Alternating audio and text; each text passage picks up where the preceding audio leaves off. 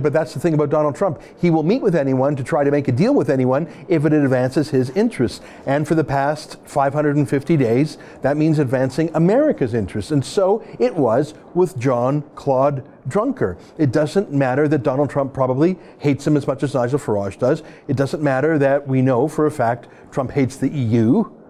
Trump has a mission, advance America's trade interests. He was threatening the European Union with huge tariffs and other sanctions because they exclude U.S. goods and services. And more to the point, Trump has proven that he's not bluffing when it comes to a trade war. Not only has he been talking about fighting back with tariffs for decades, but he's done it, taking on mighty China. So Juncker and the rest of the milquetoast bureaucrats at the EU, probably risk-averse, probably nervous Nellies when they see Trump, who they surely despise too, who they think is a wild cowboy, erratic, dangerous. He comes up and says, open up your countries to American goods or we will block your European goods from America. And they believe his threat. The whole anti-Trump media, the whole anti-Trump commentariat, they were saying to Trump, don't do it, don't threaten a trade war, don't bring in tariffs, that will hurt us all. And of course they're right. Trump cutting back trade with Europe would hurt everyone, but it would hurt Europe much, much more than it would hurt America, that's having a surging economy right now. And so the Europeans blinked. They blinked.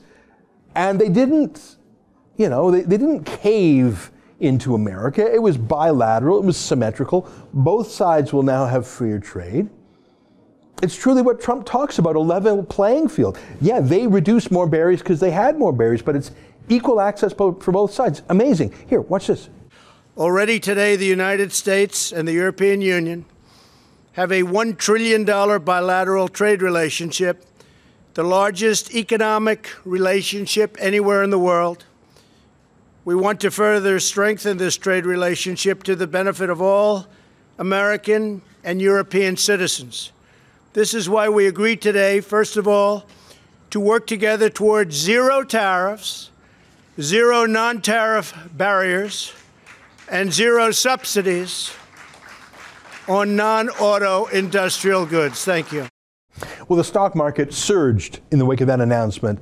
They were nervous about a trade war. They're celebrating this trade deal. Record highs for the Dow Jones. And look at this hilarious picture of Juncker kissing Trump. I don't know, he was drunk or sober, maybe a bit of both. Maybe just relieved that he's not in a fight with Trump. Juncker kissed Trump, and Trump thought it was a funny enough moment that he tweeted it. Look what he wrote.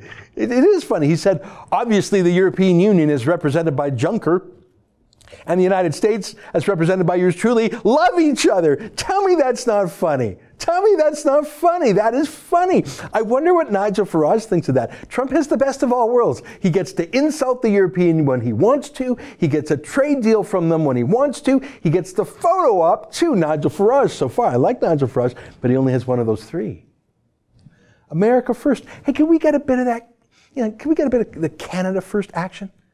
As in maybe Justin Trudeau could get a deal with Trump too. We are far more reliant on the U.S. market than the Europeans are. We are far more vulnerable to a trade war with Trump than the Europeans are. Trump specifically has threatened our auto sector with a 20% tariff that would kill 160,000 jobs in Ontario almost immediately, say the Canadian banks. So why doesn't Trudeau just go down to the White House like Juncker did, swallow his pride like Juncker did, and get a deal with Trump like Jean-Claude Juncker did? That's an excerpt from my daily TV show, The Ezra Levant Show. Normally it's behind a paywall, but I thought you'd like this video, so we put it on YouTube. If you want to subscribe to watch the daily show every day, including always 2 interviews a day, and I read my hate mail, just click on this screen and become a premium member.